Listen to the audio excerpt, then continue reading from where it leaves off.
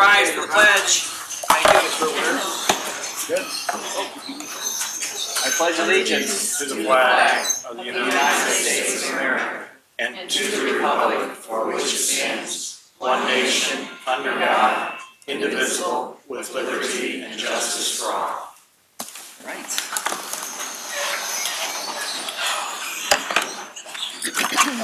Please call the roll. Councilmember Irby? Here. Councilmember Page? Here. Councilmember Wassinger? Here. Councilmember Gray? Present. Councilmember Dolan? Here. Councilmember Tracus? Councilmember Harder? Here. Mr. Chair, we have a quorum. We have no bid openings this evening, so I move for every time I do that. I move for approval of the journal of the meeting of November 7th, 2018. Second. All in favor? Aye. Opposed? Motion carries. The journal is approved. We have no bid openings this evening, so we'll move to communications. Mr. Chair, we have no tax compromises or zoning matters this evening, so we'll move to road and bridge matters. Under road and bridge matters, item number 1, all districts.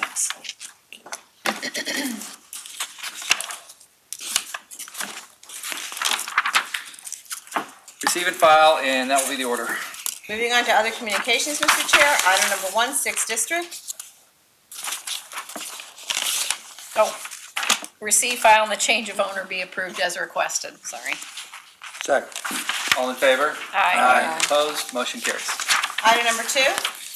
Receive and file, and that will, same motion through item number 6, and that will be the order. Item number 7, 1st and 4th districts.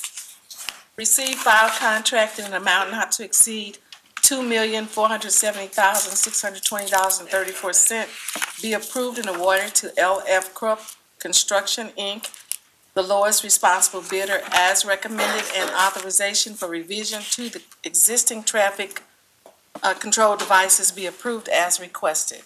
Second. All in favor? Aye. Opposed? Motion carries. Item number 8, 3rd district.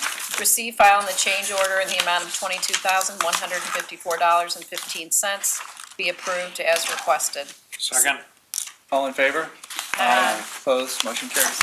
Item number 9, 4th district. Receive, file, contract in an amount not to exceed $683,847.90 be approved and awarded to Pace Construction Company, the lowest responsible bidder, is recommended an authorization for revision to the existing traffic control devices be approved as requested. Second. All in favor? Aye. Opposed? Motion carries. Item number 10, 5th district.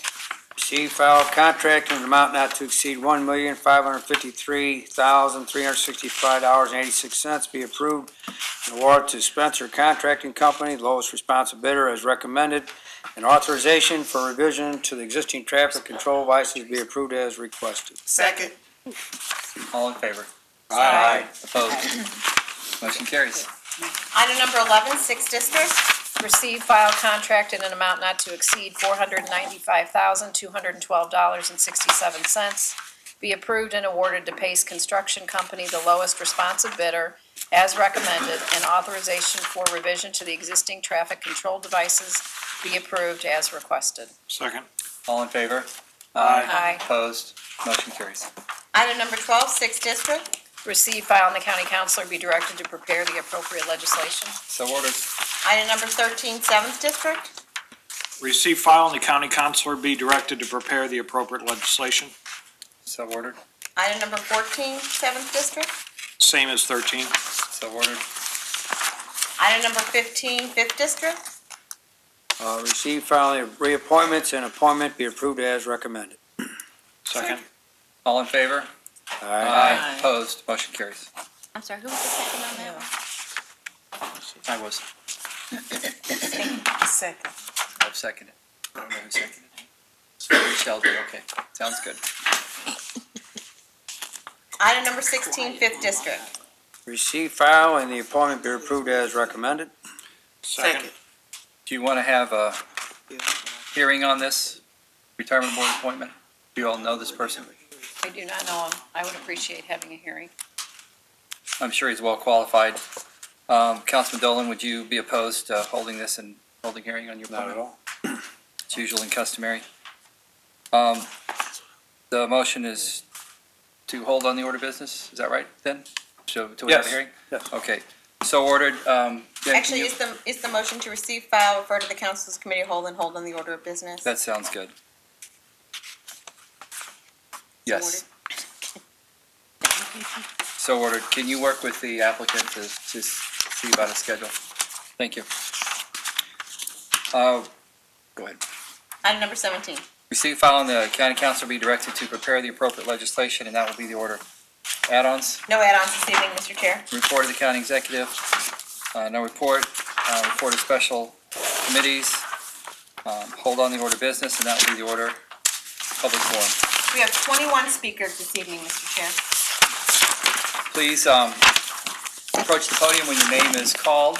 Adjust the microphone so we can be sure and capture your remarks for the record. And please give us your name and address for the record as well. And try and keep your comments to 3 minutes. First speaker. First speaker this evening is Mickey Wagner.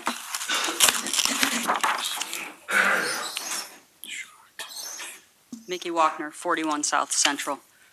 Thank you for hearing the concerns of employees.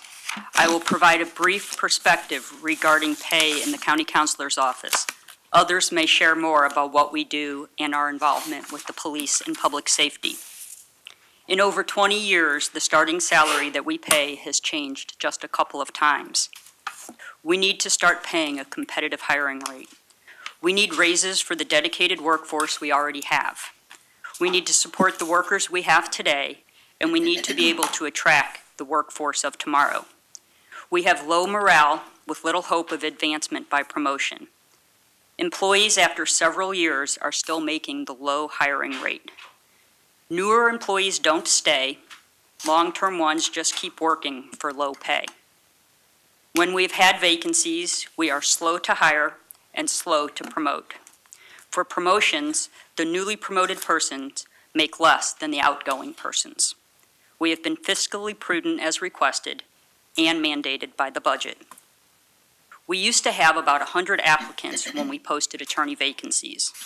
Those numbers are dwindling. Most recently, we had 23 people apply, and some of those dropped out after learning that we really meant it when we posted the starting salary. Others thought the pay was pretty good.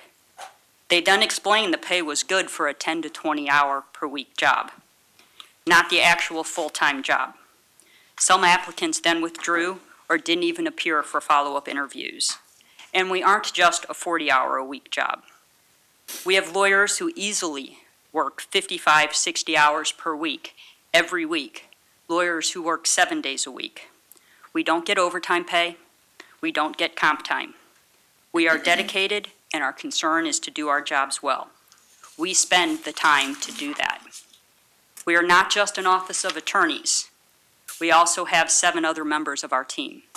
They provide all of the support for all of the civil legal work of the county and for all of our county municipal court prosecutors too, because that's what our office does. They all work hard and they do a great job. We produce more work with fewer people. Our people are tired. Our employees want to be treated fairly. When you consider the budget appropriations, we ask you recognize the value of our hardworking merit system employees and recognize the type of work we do. Please appropriate sufficient funds so that we may adjust our hiring rate and increase the wages of our dedicated staff. Thank you for hearing me out. Thanks, Mickey. Next speaker is Carl Becker.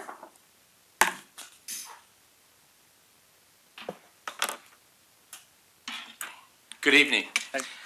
I'm Associate County Councilor Carl Becker here at 41 South Central. I've been an attorney with the county for over 18 years. I have worked under numerous county council members, 3 county councilors, and 3 county executives. I'm here tonight with others from my office to speak to you about public safety.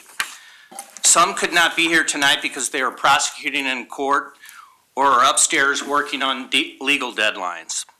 The county councilor's office renders comprehensive legal services to those departments that the council has recognized as contributing to public safety. The police department, Department of Justice Services, the municipal court, and the prosecuting attorney's office. Examples of the comprehensive legal representation to these four departments are the representation of the departments in the state and federal courts at all levels, including trial and appellate. It includes the drafting and reviewing of general orders, special orders, bureau procedures, and policies. Our representation includes representing these departments in disciplinary and personnel matters, including a multitude of legal issues involving criminal law and constitutional law. We represent the chief before the police board and courts to uphold the chief's disciplinary decisions with the police department. For the other public safety departments, we represent those heads before the Civil Service Commission and the courts to uphold disciplinary decisions. Addressing discipline is key to public safety. It allows each department to improve itself. Our office also is involved exclusively in municipal court prosecution. It's not just about traffic violations.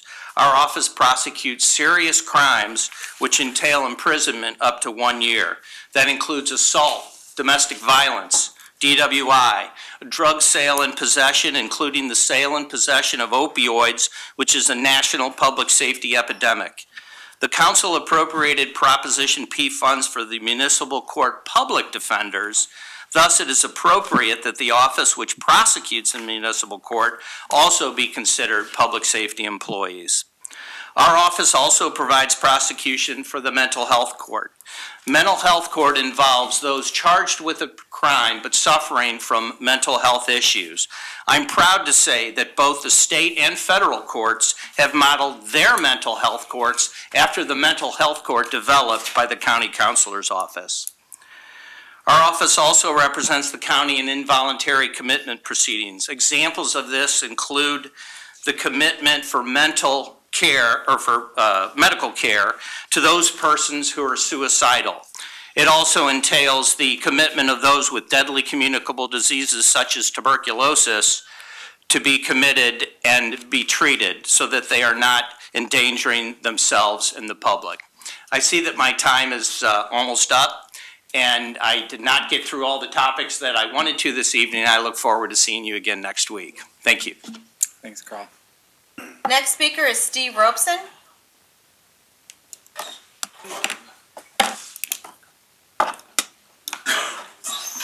Good evening. My name is Steve Robson. I'm also with the County Counselor's Office, and I have worked for the county for 7 years.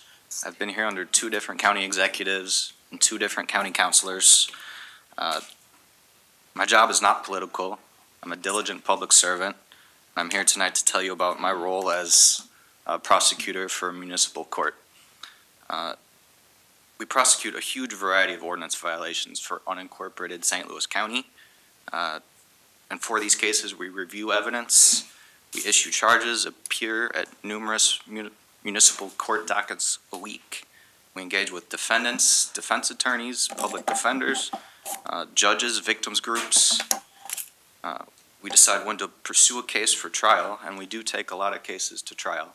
I personally have had over 100 bench trials in the municipal court, and they have led to pretty heavy sentences, including a 6-month imprisonment in the county jail, heavy probations, restitutions paid to victims. Some of the cases that we handle are, as mentioned, the first 2 DWIs that someone gets in the county, and the third would go to the prosecutor's office. Domestic assaults, child neglect, petty larceny, destruction of property, animal abuse, aggressive driving, very high speeds over 100 miles per hour. And again, these have serious outcomes in the municipal court. We've created 3 specialty dockets to deal with unique and important cases, and that includes a domestic violence docket. We work with victim advocates in the probation office to make sure victims are safe. We have a problem properties docket where we work with the problem properties unit in the police department, and we conduct search warrants and make sure properties that are in an unsafe condition don't harm people.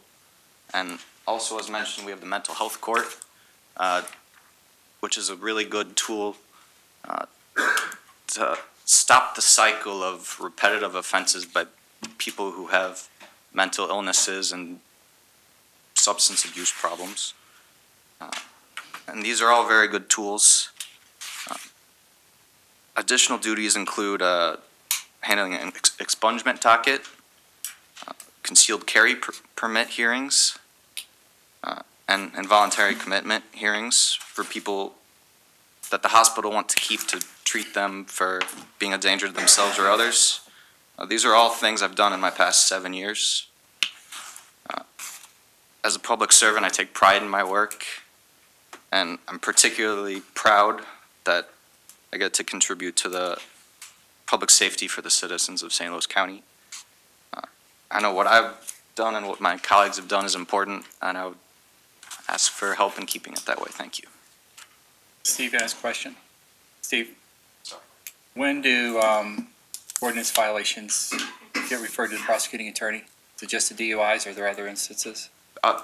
All ordinance violations are prosecuted in the St. Louis County Municipal Court. There's also misdemeanors and felonies. Those would go to the county prosecutor's office. Ordinance violations are always in the municipal court unless it's a third DUI? Yes, that's how it's been treated. It doesn't have to be treated that way, but that's how it's been handled. Okay, thank you. Thank you. Next speaker is Thomas Kelly.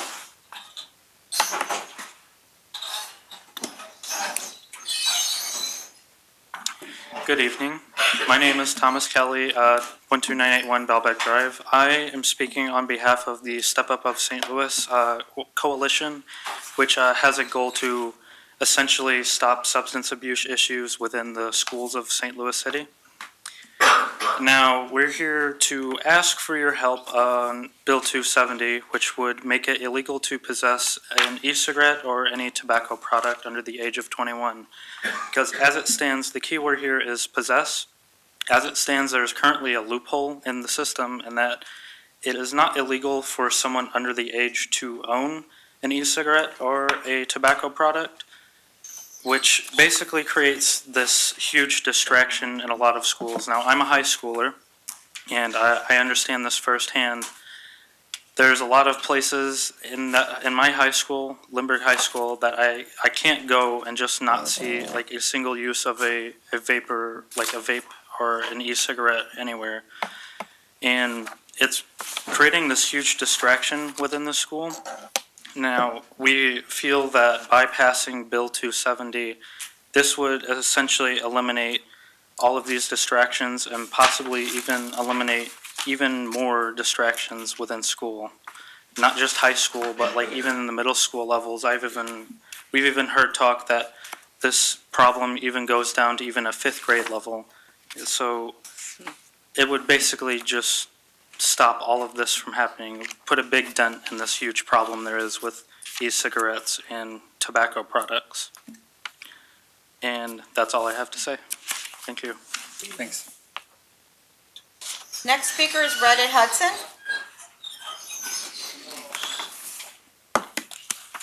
Wait, you can get this time up there too. Do I get some of his time?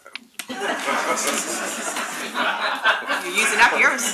Reddit Hudson, 2250 Durhakey Road. Good evening. Good evening. I'm here to talk about, I'm one of the first speakers you're going to hear from tonight, to talk about the Ethical Society of Police Officers and the Memorandum of Understanding that's been introduced. Just by way of background, I'm a former police officer myself. I spent, after being a police officer, 7 years at the ACLU of Missouri, another 5 at the National NAACP. Although I was based in St. Louis, I had 10 states. St. Louis was one of my regions, and I can tell you that I'm very, very, very familiar with problems that exist on the St. Louis County Police Department relative to race, both internally, as it relates to the officers on the department, and police community-wise. I was also one of the early facilitators of the conversations around which a decision was made for St. Louis County officers to join the Ethical Society. I will remind the council members that the people who made that decision to join the Ethical Society, these officers who are in here, some of them in here today, put their lives on the line every day for us. They make the same sacrifices as everybody else on that department, and they recognize the need to create or join an organization that is going to represent their interests and their voice and give them a space in which to advocate. I've traveled the country doing police community work on police community issues. The Ethical Society of Police Officers is one of the best organizations of its kind in the country. And I'm disappointed and surprised. I know Chief Belmar. I'm disappointed that he would refuse to enter a memorandum of understanding with these kinds of officers who make these kinds of sacrifices when they haven't asked for collective bargaining power, as he's asserted. I'm sure you'll be told that the department had a hiring increase of minorities in 2017 of 24%, but that's in 2017, and I would be surprised if there was no correlation between this uptick in hiring and the movement of the Ethical Society of Police Officers, prompting some kind of response, because prior to that, they were always at 10% or below, even though blacks and other minorities make up 20% of the county population. There's no minorities on your civilian review board where the most serious complaints are entertained. How is that representative in the space that we're in right now of a department that wants to recognize the rights of the communities it serves and the officers who serve on it? In this current climate nationally, where we see at the very seat of power, people dedicated and motivated to take us back 50 or 60 years to the Jim Crow era, we can't. We can't. This is an opportunity for the county to move this region forward, and I encourage you to take it. Thank you. Mr. Chair, I'm not sure of the next speaker's last name. The first name is Daniel. Maybe it starts with a G. Could we ask the speaker to spell his last name? G-O-U-L-D. That's Gould. Thank you. I'm Daniel Gould, representing Missouri Faith Voices and Live Free campaign. I'm here supporting the Ethical Society of Police this evening. And I have some concerns as a Clayton resident and would like to discuss what we do at Missouri Faith Voices. We work with statewide clergy all over the state to work with racial disparities, to end racial disparities in our communities. Our Live Free campaign, where we hold law enforcement accountable in different communities all over the country. One of our cities we worked in is Stockton, where we reduced gun violence by 71%. So we work hand in hand with law enforcement all over the country. One of the things we like to talk about tonight is, and holding accountable, is the fact that we want more representation in our police force and want representation in other communities that we represent. As a Clayton resident, I know all the black officers in Clayton, and I know all the black officers in St. Louis County that would like to have more influence in the community. We had an officer, Nikki Brown, who was doing some training, former officer, Nikki Brown, a few months ago. She was one of the only African-American trainers on the department, and she saw that there was just so many disparities. And even in St. Louis County, we're experiencing so many disparities that we need a stronger solutions for inclusion. And how do we get there? How do we make St. Louis County a place where investments and people want to live, work, and play? We have to have inclusion. And inclusion starts with our public safety and law enforcement. This is the first place where we need to build so we can be better and stronger together and feel stronger together as a county. And this has to happen because when children are interacting with law enforcement on a regular basis, they want to see people that look like them. They want to see people that make them feel comfortable to trust their public servants. So I'm here representing Missouri Faith Voices, which represents statewide clergy all over the state, and Live Free, and also standing with the Ethical Society of the Police. So thank you for your time, County Council, and we hope we get some solutions. Thank you. Thank you. Next speaker is Reverend Philip Duval.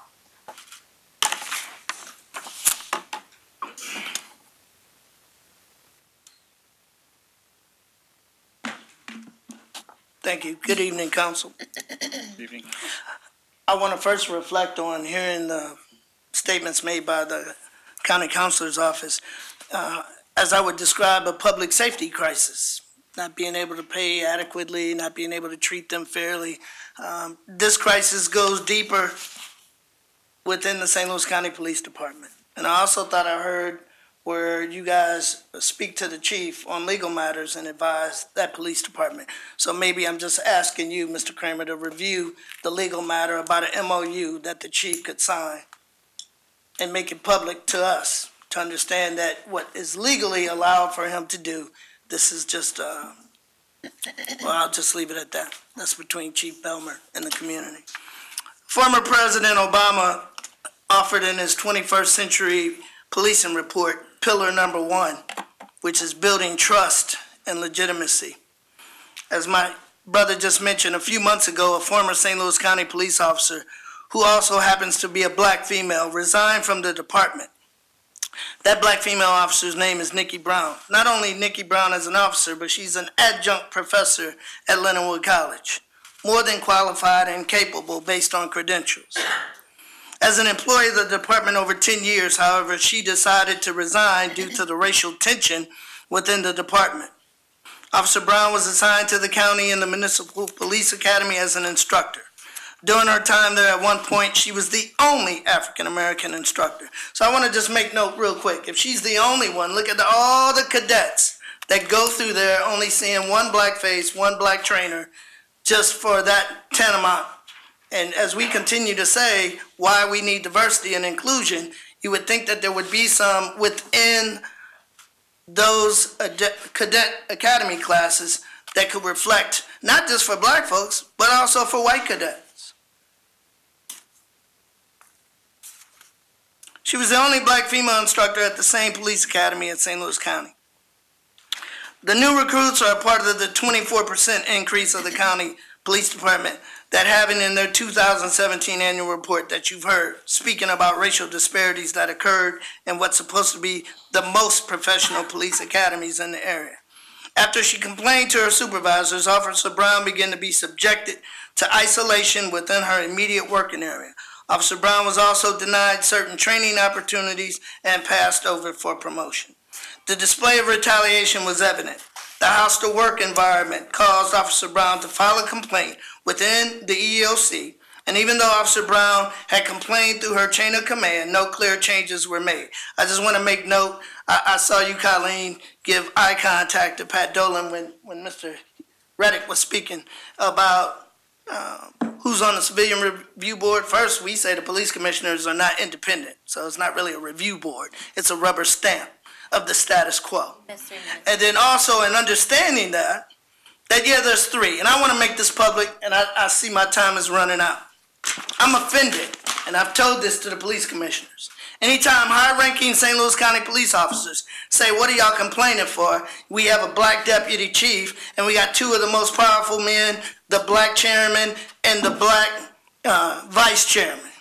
That's offensive to think that that comes out of the mouths of high-ranking white police officers. So we want to talk about trust and legitimacy. We're asking this body to freeze when talking about the budget, because it's about money. Freeze the budget.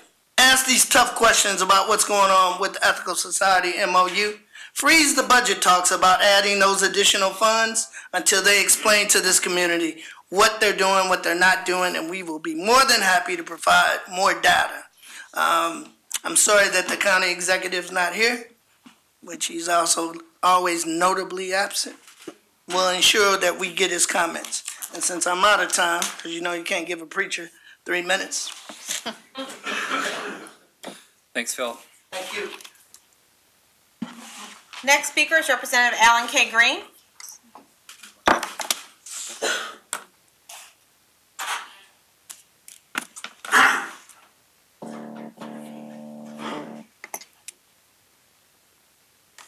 Good evening.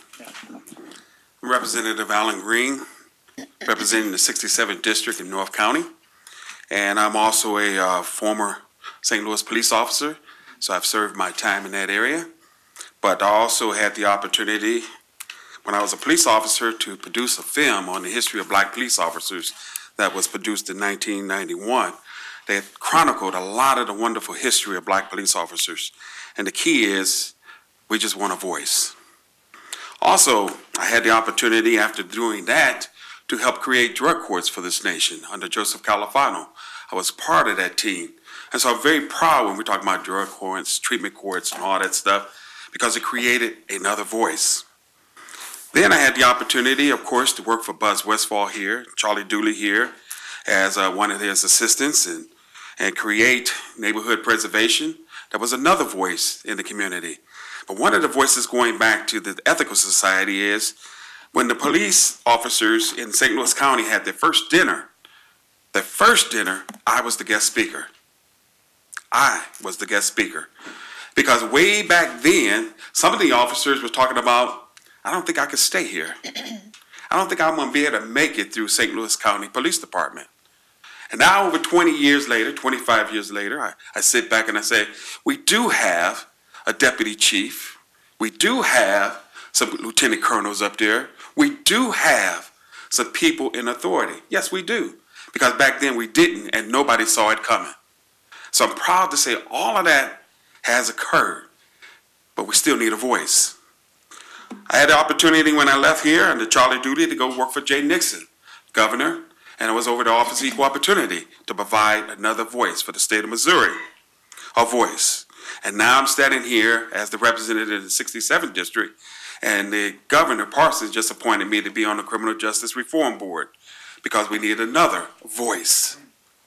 So I'm standing here saying that I'm advocating for the Ethical Society to be at the table and create that voice. There's nothing wrong with another voice, always being at the table. Thank you. Thanks, Alan. Next speaker is Philip Weeks.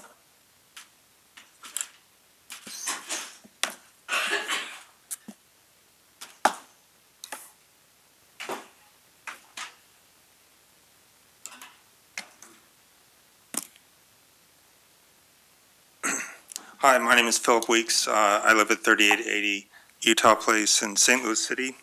I'm here as a representative of Graham. It's a governmental accountability movement within St. Louis. And we work from the outside of government looking in. One of the ways we do this is to read government papers, articles, do sunshine requests for material in the interest of the public. For example, we look at city policies, police department policies, governmental spending, et cetera. However, so I'm in here to support ESOP, and I can tell you that as someone who has concerns about the voices concerned on issues regarding city spendings, on things from stadiums to police policy and budgeting, having an organization that has credibility with groups such as Graham on the inside of governmental agencies makes all the difference in the world. To know that there is an internal accountability check within an agency makes a lot of difference. Two particular times this is essential is when there's potential for a crisis and when there is a crisis. To have a group that has credibility and that has been a voice for accountability within an organization is something that makes a difference. As a city resident of St. Louis City, I went to many town halls where ESOP was there. And they were very educational, informative, and it gave a lot of people a lot of assurance that, you know, over time things would improve. So speaking today in support of the Ethical Society of Police as a local association of police officers that desires to be within the St. Louis County Police Department, having Ethical Society of Police as Association of Police Officers will be a direct benefit not only to the county police department, but the county, the neighborhoods, and the municipalities in the county itself, as ESOP builds valuable connections within communities that it serves. The police department benefits because ESOP opens a dialogue within law enforcement departments and gives officers an avenue to express their voice. ESOP builds trust between the communities they engage and officers and the police force through education, legislation, and community service. This type of relationship building is invaluable in creating the trust between citizens and officers, and thus between citizens and the police department. Having ESOP advocate for greater diversity in the police department not only benefits the department by officers knowing that there's a voice to be heard, but it benefits the community by knowing that there's a voice for equity within the police department. At times of strife or unease, having a known voice that has been at the table is reassuring to those that are advocating for equity within all city departments. Okay, whether this is, you know, public safety, the police department, or public health. Knowing that there's an agency within, you know, within the city, the county is very important. So I thank you for your time and have a good night. Thanks, Paul. Next speaker is John Chasnoff.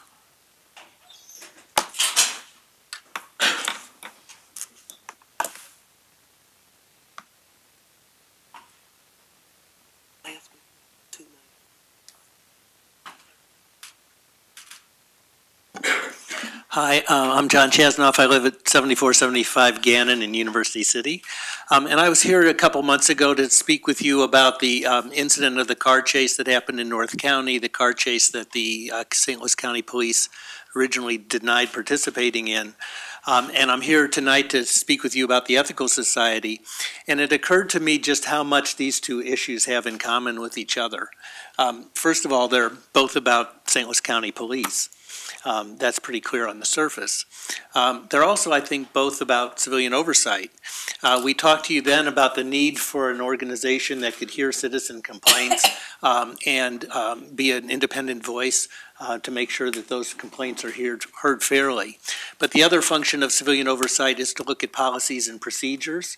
And a civilian oversight board that was worth its salt would be looking now into the racial tensions and the racial disparities that exist within the St. Louis County Police Department.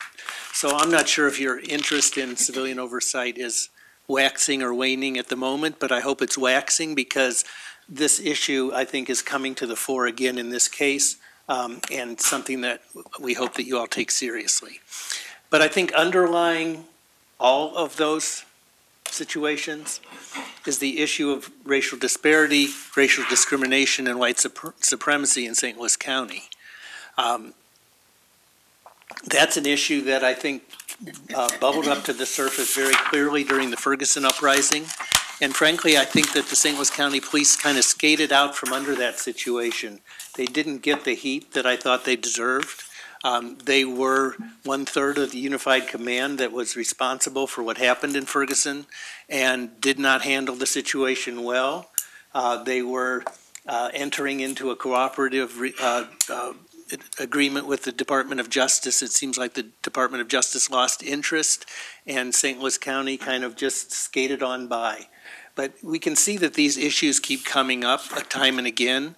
We're having officers inside the department who are upset about their treatment. We're having citizens in the community who are upset about their treatment. And these issues are not going to go away.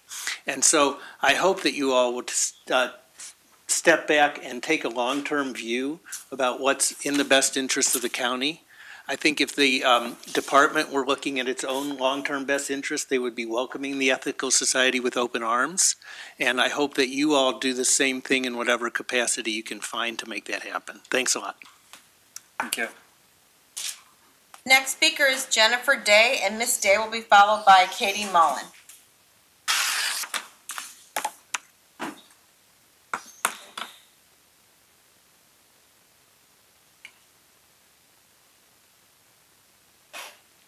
Hi, 1418 Barger Place. I'm a St. Louis County resident and I'm here in support of the Ethical PD Society. I want to talk about Proposition P. It passed in April of 2017. St. Louis County residents voted yes to Proposition P, which resulted in increasing the sales tax and ultimately brought $80 million more in funds to St. Louis County Police Department. They benefited the most in the passing of this proposition, and they used it mainly for training and to hire more police officers. They used this training, the first of their training was with asymmetrical solutions, and that proved to be very problematical. The asymmetrical solutions was a mess. They basically had racially and homophobic derogatory terms. The people, the officers left that training without a voice and feeling as though they were subjected to another environment where they were subjected to a place where they, I don't even know the term, they need a voice. I live in Richmond Heights, and I know of 2 officers in my municipality who would very much like to be represented by Ethical. And they're not county police officers, they're municipal police officers. And I know that our chief is following the county chief's example here. And if county takes on the memorandum of understanding, our chief will take on the memorandum of understanding. So this is a really important thing you guys are doing here, because police officers need to feel as though if they want to do the right thing, if they see something wrong and they want to step forward and say they saw something that was wrong, they have the support to do that. And right now, they don't feel like they do. And if they have the support of ethical and they can do that, community trust will be built up again. Right now, I'm a white lady from Richmond Heights. I don't necessarily trust the police.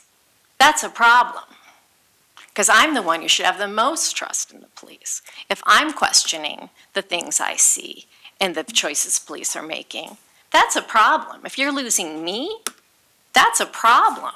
So you all need to make choices here so that the police are supported, so that they can build up that trust from community again. And the only way I can see in doing that is giving the police the opportunities to make all the right choices they can. Thank you. Thank you. Next speaker is Katie Mullen, and Ms. Mullen will be followed by Zaki Baruti.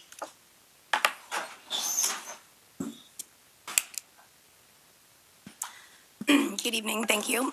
My name is Katie Mullen. I'm a resident of St. Louis County, 17 Berrywood Drive, 63122.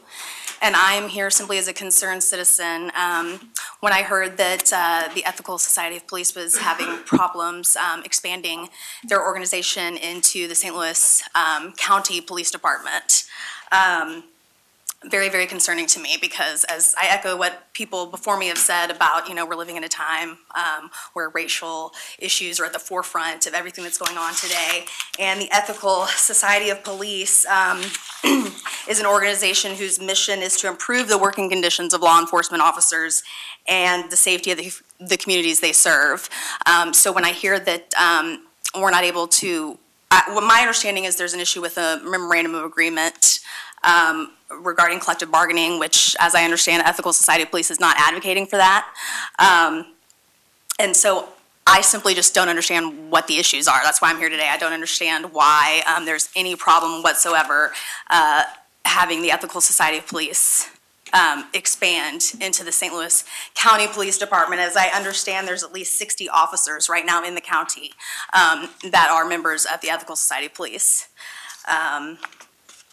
And I will point out as well just some of the things that I've heard about within issues within the county as far as retaliation against people that have come out and talked about issues in the department regarding racial issues and discrimination. Also concerns about the representation of the police department.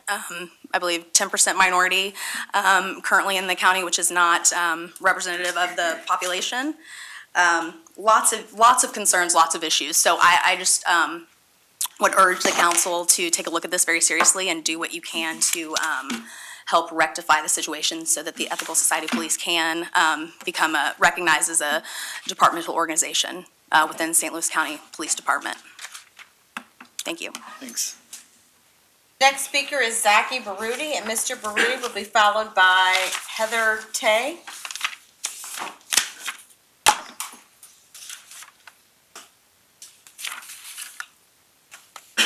Good evening. My name is Zaki Baruti. I'm president of the Universal African Peoples Organization. First of all, I just want to thank several of the council people who met with me around the whole issue of Civilian Review Board, and pray that we can make that happen. I'm here this evening in support of the Ethical Society of Police in terms of their call for a memorandum of understanding. It's just simply the right thing to do. And also I want to just point out the fact that it's actually it's a damn shame that we have to constantly in 2018 be dealing with racial issues. That's a damn shame, especially in light of the fact that black people historically have fought for this country. That's absolutely damning, in my humble opinion. But past that, also, we are, as an organization, in support of a proportionate number of black people being on the St. Louis County Police Department. It is a crime shame that with our percentage as it is, that we have a lack of black officers that is representative of our percentage in St. Louis County. Secondly, it was brought to my attention, or thirdly, it was brought to my attention most recently about the ill treatment of Miss Nikki Brown. Again, that's a doggone shame where a black African female who was the only instructor who brought up the whole issue of racial disparities and injustice that was taking place at the academy of which she was the instructor, that she had to file an EEOC complaint, and then eventually her cry for justice was unheard, was not heard by the powers to be. As well as another issue of that was just recently brought to my attention by a Sergeant Daniel O'Neill, who had been a 20-year veteran, who had reported the racial comments of Lieutenant Haynes, who at first I think was fired and then later on demoted, and he's still on the force. And if he projecting racial disparaging comments, then what if he's out in the community and in confrontation with somebody of our community, which oftentimes leads to death or mistreatment of our people? So it's incumbent upon you as council people, as I've mentioned before, to be the beacon of light for our community and to deal with these issues. And my last comment, I'm just curious as relates to, and I support folks getting their adequate pay, but out of the county councilor's office, I wonder how many are black. So, and I say that because we should have our fair share of everything, because it is our percentage of tax dollars that go into making everything happen in the county. So those are my comments for the evening. Thank you. Thank you. Mr. Chair, if we could have the next speaker spell her last name, and Heather will be followed by Corey J. Scott. Yeah, thanks. My name is Heather Taylor. It's Taylor. Thank you, ma'am. Thank you guys for allowing me to speak today. I am the president of the Ethical Society of Police. The Ethical Society of Police was founded in 1972.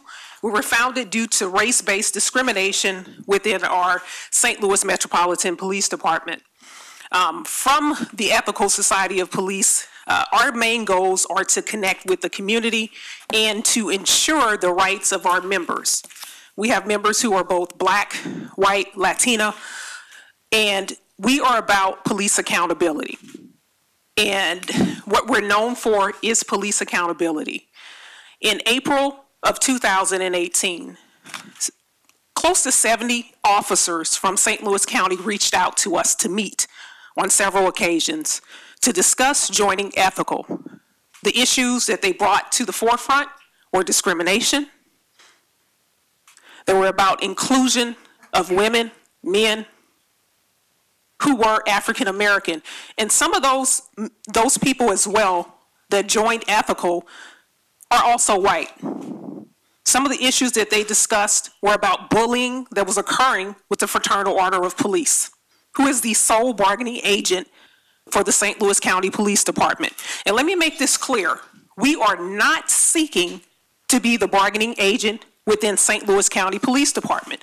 I think the letter that Chief Belmer presented was, it mischaracterized what we were trying to do. We're trying to include inclusion. That means that officers who are lesbian, black, white, Latino, white male, white female, everyone has a voice. And that's what's missing with the St. Louis County Police Department. We're not here to disrupt the police department. We're here to have a voice inside of the police department, a voice that has historically been missing for a while, for decades. It's not been there. And having an assistant chief that's African American, that's great. But here's the problem with that. When your assistant chief of police, who shares my color, states that he hasn't experienced racial discrimination in his career, it's insulting. And that's who we place in that second highest position on the police department, to represent the voice of the people in that community that have been marginalized, to represent the voice of those officers within that police department who have been marginalized. And so I'll conclude with this. We are not seeking to be the sole bargaining agent within the police department. That is absolutely false. What we're seeking is just a basic right of inclusion for our members. So when they stand up and they put it in the forefront that our police department has not been fair to everyone, that we stand with them. Thank you for your time. Thank you.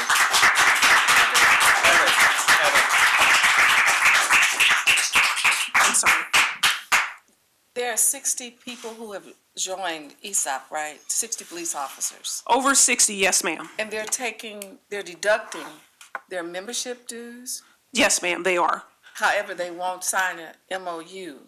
Yes, ma'am. They refuse to sign the memorandum of understanding. It's a basic, there is nothing out of the ordinary with it, and we clearly state in there that we're not seeking to be the bargaining agent for the police department. Did we receive a copy of the MOU? Jackie, do we have that? You do? Okay. Thank you. That's all I have. Thank you. Thanks. You're welcome. Next speaker is Corey J. Scott. Ms. Scott will be, Mr. Scott, I'm sorry, will be followed by Danelle Whitfield. Hello, good afternoon. My name is Corey J. Scott. I'm the pastor of Metropolitan Missionary Baptist Church of Kinloch, Missouri. I'm here speaking on behalf of Ethical Society of Police, and a few things that I wanted to... Just 1 second. You adjust the microphone so we can catch your... You could pull up, the whole thing will move. There you go. Okay. Can you hear me now? I'm here speaking on behalf of the Ethical Society. A few things that I wanted to notate as a pastor. We preach a message of hope, love, faith, and the message of hope is kind of lost because it kind of shows an air of infallibility, that a board can't be formed, that there are never any problems, that there's never anything that would need to be corrected. We know that in most cases there are not things that need to be corrected, but in those cases I think a voice needs to be heard.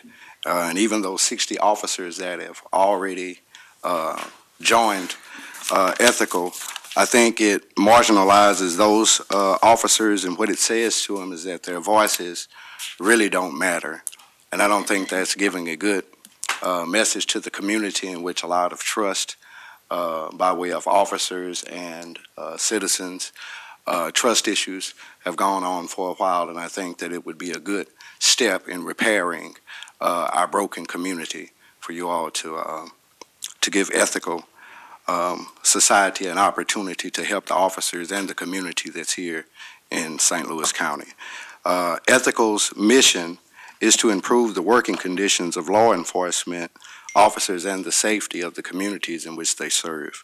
I also believe that it takes a village to raise a child, and Ethical collaborates with community leaders, political leaders, officers, and activists. So I think not affording them this opportunity, it kind of keeps that air of and us against them. And people feel that their voices are lost, and those voices are the minority voices, the unheard voices, the voices that don't have power behind them. So I think that it would be wise on behalf of this board to consider Ethical Society's request. Thank you for your time. Thank you. Next speaker is, I believe the first name is Danelle Whitfield, followed by Georgia Whitfield.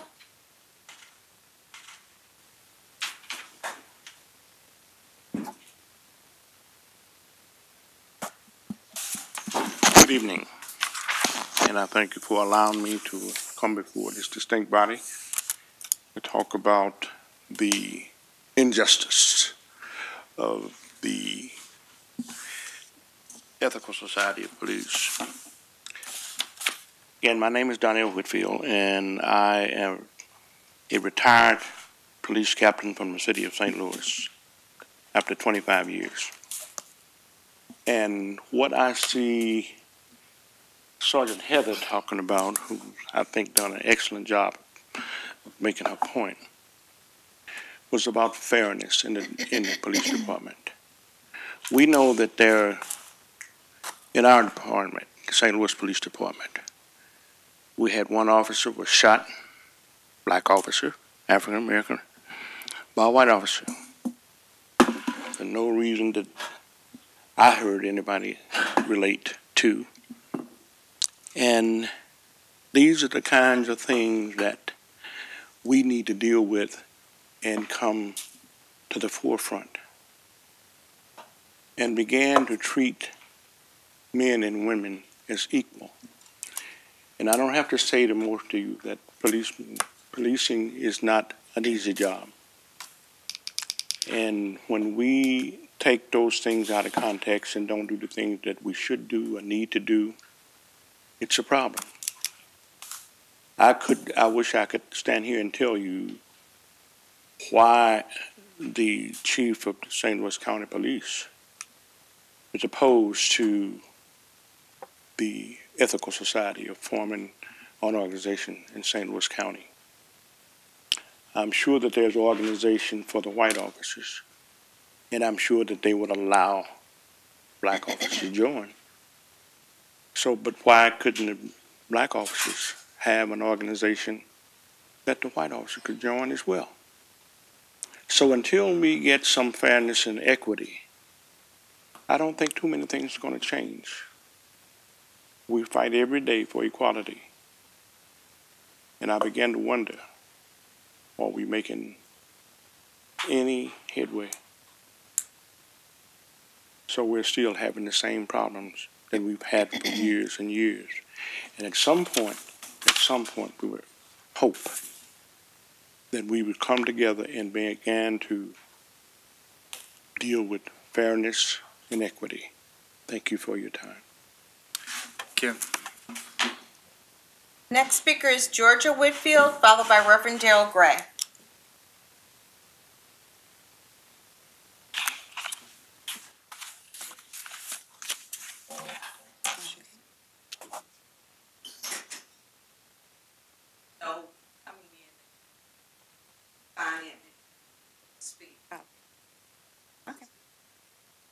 Then the next speaker is Reverend Darrell Gray, followed by Tim Day.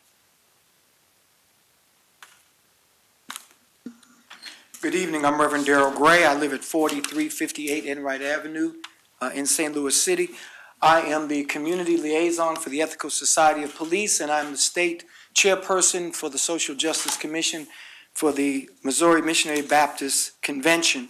We'll make available to you a copy of the letter that the chief of police sent to Ethical. It states in here, I'm sure you're aware the Fraternal Order of Police is the state certified exclusive bargaining agent for St. Louis County. That police officers understood that very clearly. But he also went on to state that due to this fact, the St. Louis County Police Department is unable to enter into the proposed MOU. He used the fact that the FOP is the collective bargaining agent as his excuse not to sign the MOU. It's in writing. It made absolutely no sense because the Ethical Society of Police never asked for the authority to be a collective bargaining agent, nor is it in the MOU. Why are we here? We're here because you're our last resort. The Ethical Society of Police followed all the procedure, followed all the protocols, spoke to elected officials, spoke to the chief several times, met with the chief several times, met with members of the police commission several times, gave everyone an opportunity to do the right thing. No one did it. No one did it. And so now here you are, the representatives of the people. And so police officers, black police officers, are simply saying, we need representation. If this place was full of white police officers asking for respect and representation, well, you already know the answer to that question. You already know. When white police officers came in here and filled this place for a proposition that would give more raises, everybody applauded. Media was all over the place. It wasn't even an issue. But now 60 black police officers said the FOP is not representing us adequately in the issues of discipline, in the issues of inclusion and promotion and legal actions. You're questioning this? Chief Belmar can't hide from this. You can go on vacation, but this is not going to go away until what is right is done. And so they're calling upon you to do what is right. The councilwoman asked the question, you're taking out the dues from their pay.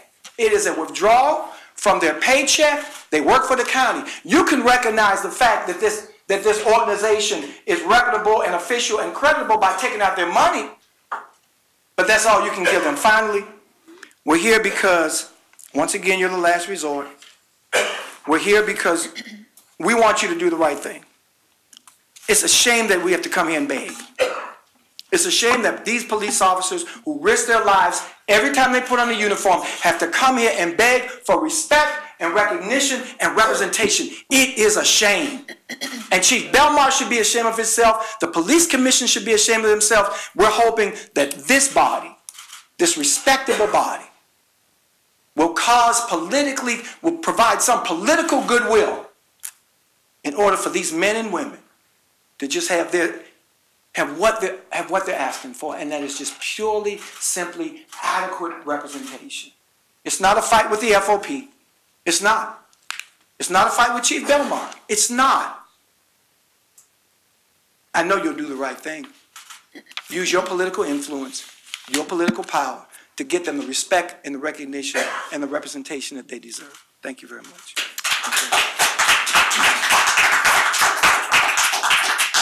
The next speaker is Tim Day, followed by Azora Liggins.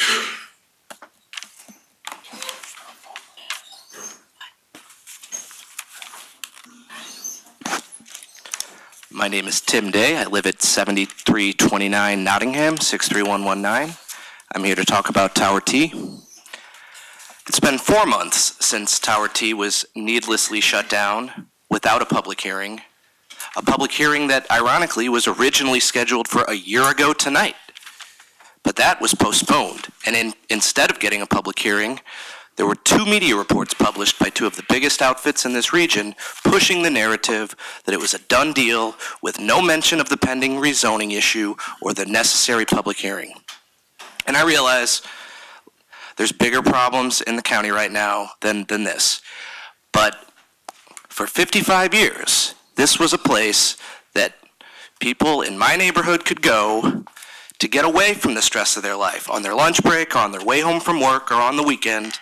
And that's been taken away from us from the last 4 months. And, you know, I don't know what's going to happen with the rezoning. I don't know what the landowner wants to do. I don't know what the prospects are of turning it into a county park. There's been some discussion of it. I don't know all the political hoops required for that. I do know that in the last Tuesday's election, the Parks Protection Charter Amendment passed with over 78% of the vote. So if that doesn't tell you the way the county residents feel about their parks, I don't know what will. If that's the only way to get it reopened, if that's the only path forward, I think that's an option that needs to be thoroughly explored. Thank you. Thanks. Next speaker is Azora Liggins, followed by Jane Duker.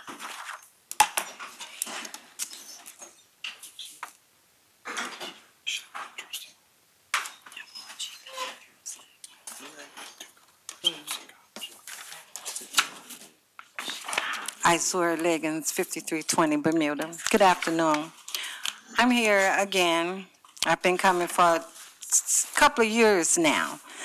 And this council has helped me on some issues, and on other issues they've kind of turned their backs. But I'm here again today to let you know that bullies don't go away. They become more emboldened when people turn a deaf ear. When I came here, I asked you to help me get my disability problems straight. I was provided with documents that clearly stated what I should have received. Since I've came here, I've lost the benefits that I had. I had good medical insurance where me and my husband could go to the doctor. That's gone. I had life insurance that has just mysteriously disappeared.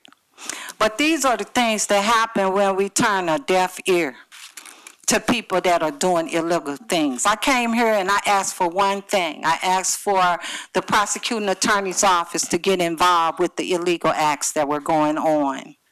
Today, I have not been able to even get my claim processed through the prosecuting attorney's office.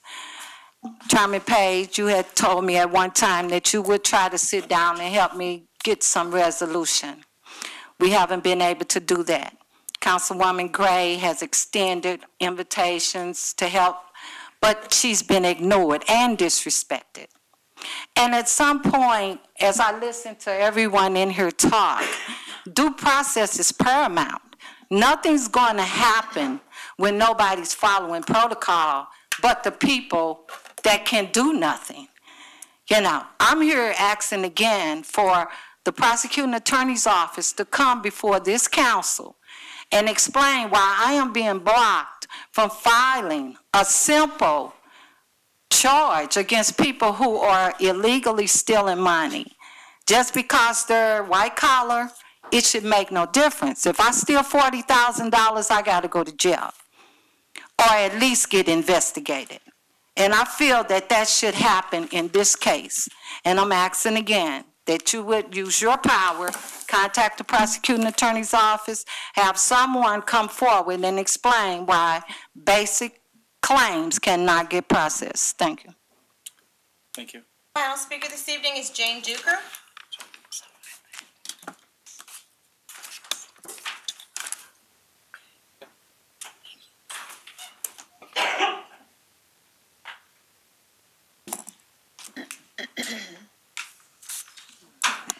Good evening, members of the council. I'm here representing the St. Louis County Police Officers Association and wanted to just mention a few concerns that we have with the proposed MOU that ESOP has presented to the chief and that he is not inclined to sign currently. As everyone indicates, the St. Louis County Police Officers Association is the exclusive bargaining agent for the 860 people it represents in the police department. And that is by constitution, the employees decide. They're the ones who elect their representative. They elected the association. And so that constitutional right is of the employees. That's not, the associations have no rights. It's the rights of the employees to collectively bargain, and they've done that. Those rights have been reduced to a collective bargaining agreement that was passed by this council, was also signed by the police board. And in there, it outlines that they are the sole and exclusive bargaining. Now, I know that there's been a lot of discussion about how ESOP doesn't want to intrude on those rights, but there's parts of the agreement that give us concern that that might be what's going on. We would love to collaborate with ESOP. There aren't regular meetings that go on with the association and ESOP, and that should probably change. And I think there needs to be more collaboration, and I think everybody wants that. And so as long as it doesn't infringe on the legal rights that are already, decided, I think that would be great. First of all, in number 1, so there's the MOU lists kind of what they are seeking. It says that during all discipline or personnel matters, that a member of ESOP will be given the opportunity to contact ESOP for representation. ESOP can't represent members at disciplinary hearings. I mean, that's specifically laid out in the collective bargaining agreement that the sole and exclusive representation would be by the St. Louis County Police Officers Association. So it may be drafted in an unclear manner, but that's a legitimate concern. So ESOP, unless they're a lawyer, they can't represent a member. They don't have authority in the law to represent anyone at a disciplinary or personnel hearing. So that's, I think, one major concern.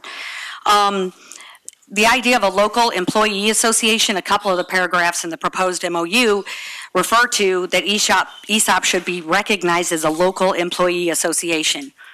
There really isn't anything in the law that refers as to what that is and what powers that would be giving. So I think that's a little unclear as to what that would be. ESOP is a 501c4. That's just a nonprofit corporation. They're set up all over the place. Anyone can set up a nonprofit. It's not, an employee organization per se. It's a nonprofit. So I'm not sure that the law provides any sort of definition which would determine what a local employee association is and what it can do. So I think that in paragraph 3 and 5, that's a concern. And it does specifically say that they don't want to be recognized as a bargaining unit in paragraph 4, but then you go down to the last paragraph, it says that ESOP wants the police department to recognize ESOP as a non-union bargaining entity.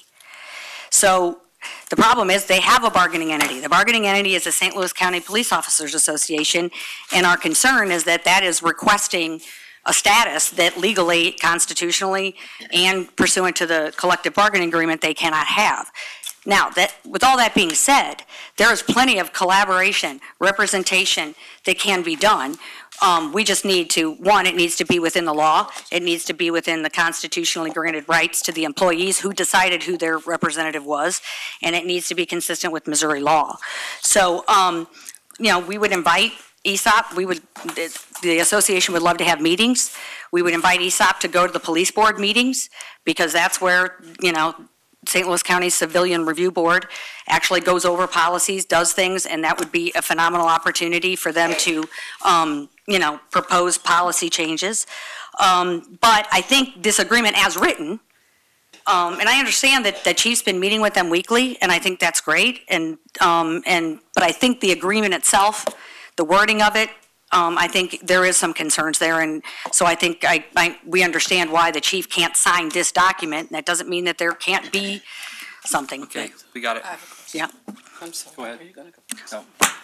Okay, first of all, Nikki Brown, when she was left, the problems she had, did you represent her? Did your union represent her? My understanding, and I can confirm because he's here, that she was offered representation by a lawyer from the association and declined. Okay. And so we represent, we represent them all, even the 60 that are ESOP members, the union is required to represent them as well. But how effectively are you representing them? Because if there's discrimination and their experience in that discrimination, if you're not tackling it head on, maybe they don't feel that you're representing them. Another question, another comment. The teachers' unions have 2 bargaining agents, the NEA and the American Federation of Teachers. So how is it that you think you should just be the exclusive? I mean, I know you say it's signed, but if there are people who are not satisfied with your representation, that just sucks to me. Okay, and the next thing, and you say now you're questioning their status, the 501c4? No. I'm saying as far as what they refer to a local employee association, that doesn't have a legal meaning anywhere in ordinances or anywhere. So it sounds no like one you're knows. looking for reasons why they should not be recognized. No, I just don't know what it means. We just don't understand what rights that is, or what, legal rights it's conferring upon them. That's the concern. So, I mean, that's why I think it's a genuine question, is to say, well, if they're recognized as a local employee association, what does that mean? And then another thing, and I'm just jumping here, I'm not satisfied with some of the answers. I suggest we have a committee of the whole. If we have that authority, I would need a legal opinion, I guess, to have Chief Belmar come in so we can ask some of these questions, because I don't understand why you're collecting the dues, but then you're not willing to work with them on an MOU. The other thing you refer to... We don't have authority to. We don't represent, we can't sign an MOU, the association. You refer to the police commission, the board of commissioners, as the county council, what are you saying, the review board? No, I said the county's... Citizens Review Board. Well, because they are I've never citizens. heard them refer to that until people requested a citizens review board. Now they have that title, because that is not what they are. And for the record, when Ferguson was going on, and I've said this before, I never heard a peep out of any of them. Never. Never. So they are not a citizens review board. Let's get that clear. That's it. I just don't understand why you're fighting so hard to keep people from having representation that they feel represents them. Oh, and another thing, I have one more thing. I have a family member who works for a local utility company. they had several incidents of people hanging, they made dummies or whatever, hanging from the ceiling, a lot of things that were discriminatory and racist. That company now has a zero tolerance for discrimination of any kind. It can be done. So the fact that the police department is allowing these things to happen, I know the background of what happened to Nikki Brown. I know some of the people who've been retaliated against for speaking out for what they saw. We can have zero tolerance for racism if you really want to. I mean,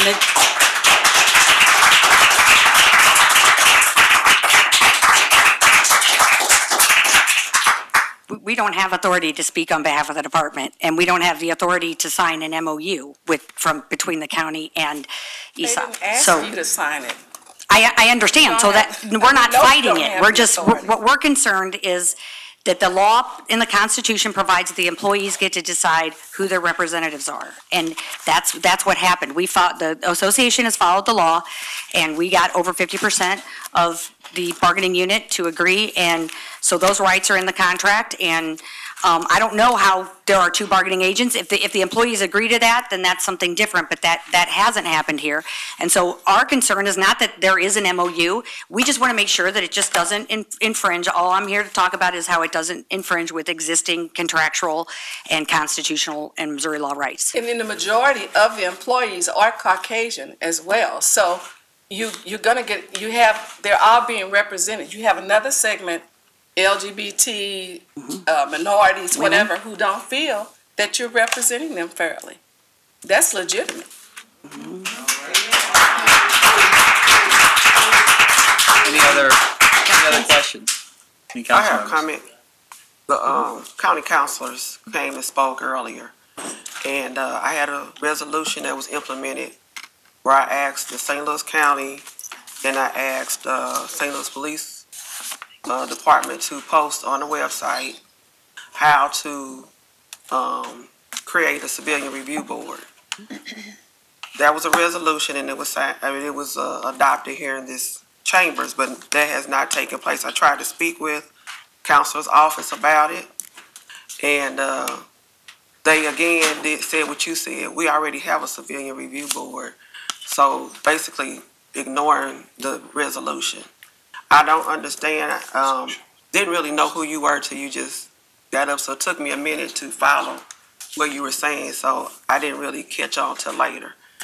But I'm not clear as to why we consider the police board a civilian review board, because it's appointed by the county executive's office, so it's not appointed by or put together or created by the actual civilians, or should I say community. And actually have a bill to create the website, but there's been opposition to the bill, which I don't yet understand the opposition to the bill. But it's hard when we have counselors who won't, well, I'll say me, that won't help me or work with me on certain legislation such as this, but then they want to raise, which I'm fine. I think everyone, again, as Mr. Baruti said, deserves the pay that they deserve. But we have to have help when we're trying to put things, legislation and things like that together. And I'm not getting that when I'm trying to. I ask for help with these charter amendments, refuse on that. But to get to what you're here for, it's not clear to me the difference. Why you all keep considering that board a civilian review board? Only because it's not it's clear to citizens. Me why That's just why. The society or the association does not want to recognize the Ethical Society of Police. Those things are not clear to me. Well, we don't have the authority We will have a hearing. It was supposed to have been set weeks ago, but the hearing will be set, as far as I'm concerned, in my committee, if not no other committee. We will have a hearing with the chief about this. I spoke with the chief actually 2 days before he denied this MOU. He wouldn't tell me at that time why he was going to deny it, and I didn't find out till later. So we will have a hearing about this. Excellent. Okay. Any other comments? All right, thank you. This concludes the public forum. Please proceed with introduction of bills. Bill number 272, introduced by Councilmember Page, an ordinance authorizing the county executive to accept a grant of up to $117,948 from the United States Department of Justice, appropriating the same for purchase of 25 mobile data terminals for police vehicles, authorizing the county executive to execute necessary documents. Bill number 273, introduced by Councilmember Harder, an ordinance appropriating and setting apart the sum of $3,500,000 from the unappropriated balance of the Spirit Airport Enterprise Fund for purchase of aviation fuel for public safety. Mr. Chair, can we have brief recess until we can hear? Can I have your attention for a minute, folks? Could you take your conversations outside? We can finish our meeting. Thanks a lot. Keep going. Bill number 274, introduced by Councilmember Page, an ordinance authorizing the county executive to execute a contract with United Way of Greater St. Louis Incorporated for Phase 2 assessment and coordination of school-based services for the Children's Service Fund. Bill number 275, introduced by Councilmember Page, an ordinance authorizing the county executive to execute a contract with Secure Texas Incorporated for emergency alert services for the Department of Judicial Administration. Bill number 276, introduced by Councilmember Dolan, an ordinance authorizing the county executive to execute a contract with Integra Incorporated for construction of security-related facilities in the Courts Building, 17-09-A-OC. Bill number 277, introduced by Councilmember Page, an ordinance authorizing the county executive to execute a contract with Pensionsoft Corporation LLC for software for administering the retirement plan. Bill number 278, introduced by Councilmember Wassinger for Councilmember Tracus, an ordinance amending Section 2 of Ordinance number 18,761 is amended by repealing said Section 2 and enacting in lieu thereof a new Section 2, PC 72-97, William B. and Luann E. Voss. Bill number 279, introduced by Councilmember Wassinger, an ordinance amending Ordinance number 24,436 is amended by repealing and reenacting Section 3 pertaining to PC 12-10, St. Anthony's Medical Center. Bill number 280, introduced by Councilmember Wassinger for Councilmember Tracus, an ordinance amending the St. Louis County zoning ordinance and the official zoning district map by changing the boundaries of the C2 shopping district and the CA Plan commercial district and approving the application and preliminary plans as amended for the development in the CA Plan commercial district of attractive land subject to conditions, PC 25-18, Sentinel Emergency Solutions LLC. Bill number 281, introduced by Councilmember Page, an ordinance accepting a grant of up to $231,010 from the State of Missouri Department of Economic Development, Division of Workforce Development for a skill-up program, depositing and appropriating said monies as set forth herein, and authorizing the county executive to execute necessary documents. Bill number 282, introduced by Councilmember Page, an ordinance authorizing the county executive to accept a grant from the Missouri Department of Mental Health of up to $2,062,426.86, appropriating same for support of a medication-assisted treatment program for inmates in the Justice Center with opioid use disorder, and authorizing execution of related documents. Bill number 283, introduced by Councilmember Harder, an ordinance authorizing the county executive to execute contract with the National Museum of the United States Air Force for loan of an F-101 aircraft to be displayed at Spirit of St. Louis Airport. Bill number 284, introduced by Councilmember Page, an ordinance authorizing the county executive to execute a contract with Public Consulting Group Incorporated for consulting services pertaining to the Children's Service Fund billable units of service. Bill number 285, introduced by Councilmember Page, an ordinance authorizing the county executive to execute a contract with the Missouri Highways and Transportation Commission for signal and sidewalk improvement in county right-of-way in connection with its Dorset Road/Midland Avenue Bridge Replacement Project, and appropriating $500,000 from the unappropriated balance of the Transportation Highway Fund in support of the project AR-1785. Bill number 286, introduced by Councilmember Page, an ordinance amending ordinance number 26,786 by repealing and reenacting Section 1 pertaining to a contract with the Missouri Department of Mental Health for participation in a program targeted to respond to the opioid crisis. Bill number 287, introduced by Councilmember Page, an ordinance amending ordinance number 26,706 is amended by repealing and reenacting Section 2 pertaining to 4 grants from the Office of National Drug Control Policy for support of police functions related to drug law enforcement. Bill number 288, introduced by Councilmember Page, an ordinance authorizing the county executive to execute a contract and any necessary agreements with Utility Associates Incorporated for provision of in-car and body-worn cameras for the police department. Bill number 289, introduced by Councilmembers Page, Walton, Gray, Wassinger, Tracus, and Harder, an ordinance authorizing the county executive to execute a contract with Schinger Electric Company for installation of LED light fixtures and lamps at various facilities of the Department of Transportation. Mr. Chair, that is all the bills. Perfection. Bill number 191, introduced by Councilmember Walton Gray. Please hold. Bill number 191 will be held. Bill number 202, introduced by Councilmember Page. Move to hold Bill number 292. Bill number 292 is held. 202. 202, thank you. Substitute Bill number 1 for Bill number 208, introduced by Councilmember Walton Gray. Yes, once again, the chief is not here. I'm waiting for the report from the study. So if I can get that report, and then there's also some information I need regarding the grant. Because I would like to go ahead and pass this, but I don't know why I'm not getting the information. I moved the whole, I'm sorry. Substitute Bill number 1 for Bill number 208 will be held. Bill number 221, introduced by Councilmember Page. Move to drop Bill number 221, and 221 will be dropped. We've addressed this issue by appointing a new Port Authority board.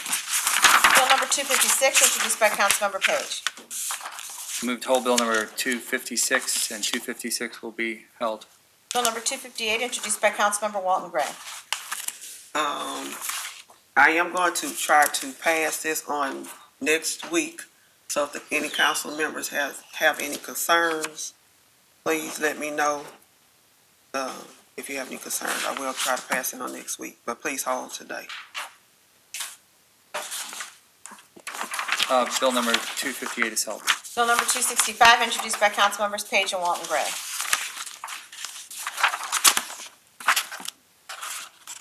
Move to perfect Bill number 265. Second. All in favor? Aye. Aye. Opposed? Motion carries. Bill number 266, introduced by Councilmembers Page and Walton Gray. Move to perfect Bill number 266. Second. All in favor? Aye. Opposed? Motion carries. Bill number 266 is perfected. Bill number 267, introduced by Councilmember Page. This is a bill that is in response to our audit on the animal shelter, and it's a very good idea, and I'm glad to see it moving forward. I move to perfect Bill number 267. Second. All in favor? Aye. Opposed? Bill number 267 is perfected. Bill number 268, introduced by Councilmember Page. Move to perfect Bill number 268. Second. All in favor? Aye. Opposed? Motion carries. Bill number 268 is perfected. Bill number 269, introduced by Councilmember Erby. Please hold on the order of business. Bill number 269 will be held. Bill number 270, introduced by Councilmember Wassinger for Councilmember Tracus. Please hold. Bill number 270 will be held. Bill number 271, introduced by Councilmember Page. Move to perfect Bill number 271. Second. All in favor? Aye. Aye. Opposed? Motion carries. Bill number 271 is perfected. Bill number 353, introduced by Councilmember Page. Is this final passage?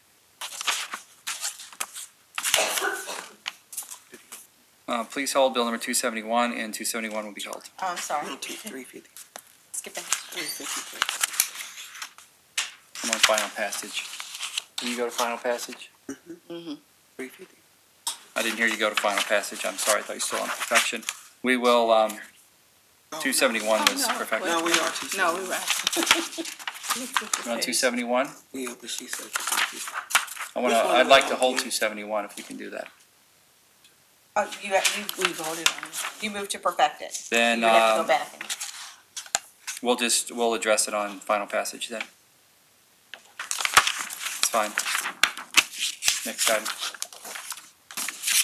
I'll have a substitute for that bill. Next item is on final passage, Bill number 353, introduced by Councilmember Page. Move to hold 353, and 353 will be held. Substitute Bill number 1 for Bill number 239, introduced by Councilmember Page. Move to finally pass substitute Bill number 1 for Bill number 239. Second. Roll call. Sorry. Councilmember Erby? Aye. Councilmember Page? Aye. Councilmember Wassinger?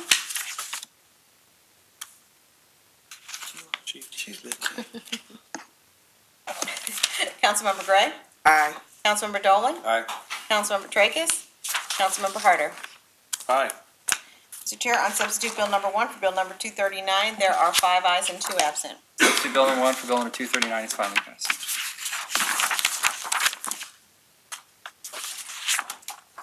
Substitute bill number 1 for bill number 249, introduced by Councilmember Tracus. We had a substitute bill that Councilman Wassinger was going to introduce, Mr. Chair. Yes, she wanted to introduce substitute bill number 1 for bill number 249 and then hold. Okay, will that be then introduced by Councilmember Harder for Yes. Councilmember Tracus? Well, I think she wanted to adopt the sub, and then we have to hold it on Oh, final I'm sorry, passage for a substitute week. I think Yeah. that was the plan. Adopt sub and then hold. That's what Okay. Second. Sub 2. All in favor of adoption of Oh, substitute? no, Mr. Chair, I would need to read it. And you have a way to designate the attachment as the proper form of the collective bargaining agreement. We've had several of them floating around. Yes? Could I do that? Yes. I would have to, I think, read the agreement in its entirety to confirm reading. Is the title specific enough? The title is Collective Bargaining Agreement between St. Louis County, Missouri and St. Louis County Police Association, Fraternal Order of Police, Lodge 111, St. Louis County Police Department Crime Laboratory Employees Agreement, but it's undated 2018 through Is December it 30th. your intent to make that an attachment to the substitute then? Well, I didn't draft the legislation, but that is what is It is an attached to the attachment to bill the that came substitute? from the county Okay, counselor's office. great. That's acceptable then. Thank you. Okay, so this will be substitute bill number 2 for bill number 249, introduced by Councilmember Harder for Councilmember Tracus, correct? Yes. Okay. An ordinance authorizing the county executive to execute a collective bargaining agreement with the St. Louis County Police Association, Fraternal Order of Police, Lodge 111, for certain job classifications within the St. Louis County Police Department Crime Laboratory. I'll second the motion.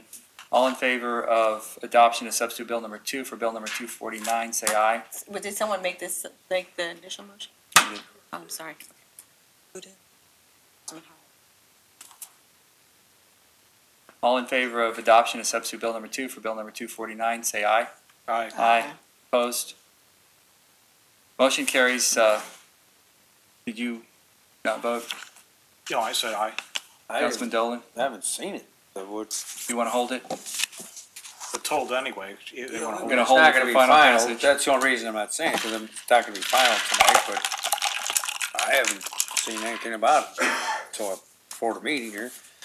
There's a sub bill, I haven't seen a sub bill. Well, it's been circulated for a couple of weeks, but Well, if you want to, do you want to not adopt the substitute, or do you want to? let's move it on and then I'll look at it before next week. You already voted on it. Yeah, let's hold it till next week. We voted on the sub, so let's hold the sub. Let's roll call the substitute. Adoption of the substitute? Yes. All right. Councilmember Erby? Aye. Councilmember Page? Aye. Councilmember Wassinger? Councilmember Gray? Aye. Councilmember Dolan? I'm gonna abstain till I see it. Okay. Councilmember Tracus? Councilmember Harder? Aye. Mr. Chair, on the motion to adopt substitute bill number 2 for bill number 249, there are 4 ayes, 2 absent, and 1 abstention. Substitute bill number 2 for bill number 249 is adopted. Would you like to hold it on the agenda? Yes, That'd be a please. proper motion. Substitute bill number 2 for bill number 249 will be held. Bill number 257, introduced by Councilmember Tracus. Please hold.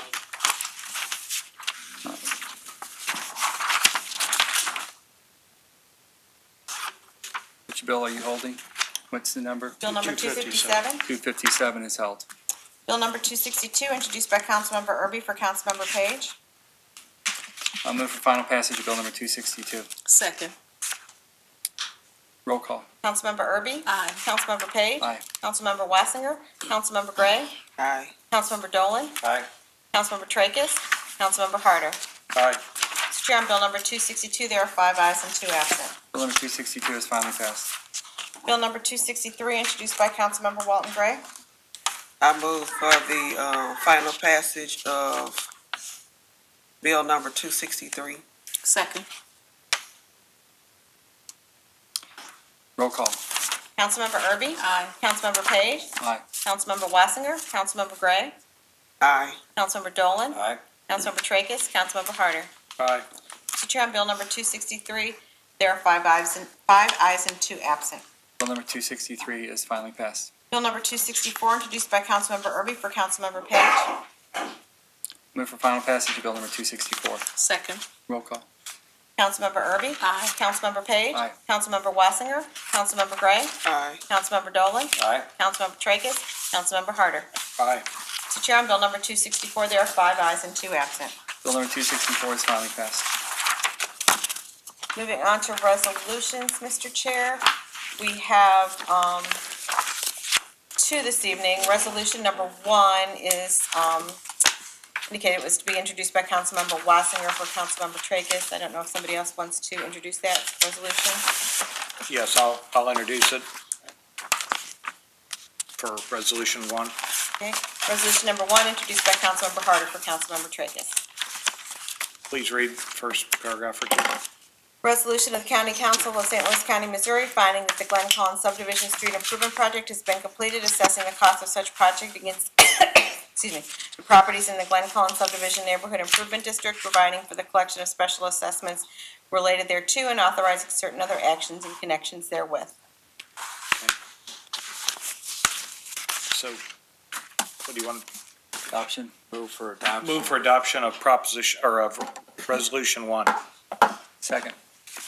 Roll call. Councilmember Erby? Aye. Councilmember Page? Aye. Councilmember Wassinger? Councilmember Gray? Aye. Councilmember Dolan? Aye. Councilmember Tracus? Councilmember Harder? Aye. Mr. Chair, on resolution number 1, there are 5 ayes and 2 absent. Resolution number 1 is adopted. Resolution number 2, introduced by Councilmember Erby. Could you read resolution number 2, Jean? Yes, ma'am. Resolution, whereas Jeffrey Charles Anderson was born in Lawrence, Kansas, moved to St. Louis, Missouri when he was 8 years old, and graduated from University City High School in 1975. And whereas Jeffrey is an extraordinarily talented musician who plays saxophone, bass, and piano, who in 1976 was honored with the University of Wisconsin Jazz Festival Award for Outstanding Saxophone Soloist in a Combo and in the Big Band category, and in 1982 graduated from Morris Brown College with a BA in Music Performance. And whereas Jeffrey has taught in various summer camps at Kirkwood High School, at Southern Illinois University, at Edwardsville, in the Sunrise Conservatory program sponsored by the University City School District, and at the University of Missouri St. Louis, was a graduate assistant at the University of Southern Illinois at Edwardsville, where he received his master's degree in jazz performance, and is a member of the adjunct faculty at Washington University in St. Louis.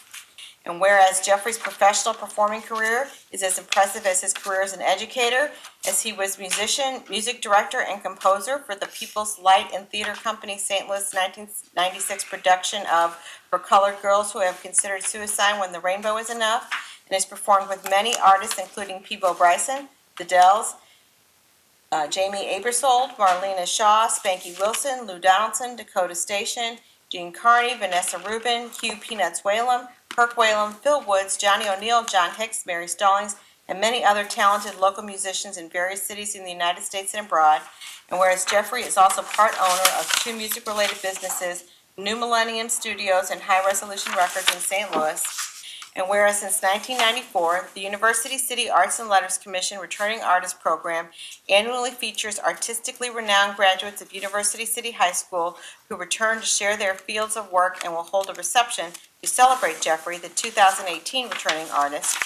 Now therefore be it resolved by the County Council of St. Louis County, Missouri as follows. Section 1, the County Council congratulates Jeffrey Charles Anderson on being named the University City Arts and Letters Commission 2018 returning artist, and wishes all involved a successful event on November 14th, 2018. Thank you, Jen. I move for adoption of resolution number 2. Second. Roll call. Councilmember Erby? I thought it was noteworthy, and I just wanted it to be heard, so. It was some nice news. Aye. Councilmember Page? Aye. Councilmember Wassinger? Councilmember Gray? Aye. Councilmember Dolan? Aye. Councilmember Tracus? Councilmember Harder? Aye. Mr. Chair, on resolution number 2, there are 5 ayes and 2 absent. Resolution number 2 is adopted. Moving on to unfinished business, item number 1, 3rd District. Hold on the order of business. So ordered. Item number 2, 6th District. Receive, file, and the new liquor license be approved as requested. Second. All in favor? Aye. Opposed? Motion carries. Item number 3, 5th District. Receive, file, and the county council be directed to prepare the appropriate legislation. So ordered. Item number 4, 7th District. Receive, file, and the county councilor be directed to prepare the appropriate legislation. So ordered. Item number 5, 1st District. Please hold. Item number 6, 1st District. So ordered. I'm sorry. Oh, did you? Item number 6, 1st District. Please hold. I think I jumped the gun again. Oh, okay. Item number 7, 1st District. Please So, hold. So ordered on both items. Item number 7, we're out of our rhythm. Item number 7, 1st District. Oh, I thought this was we just did. We did. Go ahead. Okay. Do it again. Please hold. Hold on the, so ordered. Item number 8, 6th District. Receive, file, and the appointment of be approved as requested. Second. All in favor? Aye. Opposed? Motion carries. No? Yes. No. We have a no. Correct. And, no. Okay, motion carries. Voice vote. You want a roll call? There's only one no. Okay, motion carries. And moving on to new business, Mr. Chair, we have 5 prepared orders this evening. I move for adoption of order number 1. Second. All in favor? Aye. Opposed? Motion carries. Order number 1 is adopted. I move for adoption of order number 2. Second. All in favor? Aye. Opposed? Motion carries. Order number 2 is adopted. I move for adoption of order number 3. Second. Second. I will say it as soon as we vote on it. I'll let them- All in favor? Aye. Opposed? Motion carries. Order number 3 is adopted. Just want to note that order number 3 is the order rescheduling the November 20th meeting. It's, will be at 1 o'clock. The next council meeting will be November 20th at 1 o'clock. That's a Tuesday before the Thanksgiving Right. holiday. Order number 4. I move for adoption of order number 4. Second. All in favor? Aye. Opposed? Motion carries. Order number 4 is adopted. And I move for adoption of order number 5. Second. All in favor? Aye. Opposed? Motion carries. Order number 5 is adopted.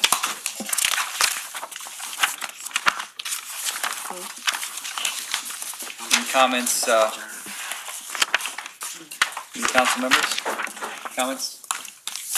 None? Can we set up a committee of the whole or something with the chief? Yes. Or you can, Justice and Health, whichever you choose. Okay, we'll look at our schedule and weave it in between all of our budget hearings.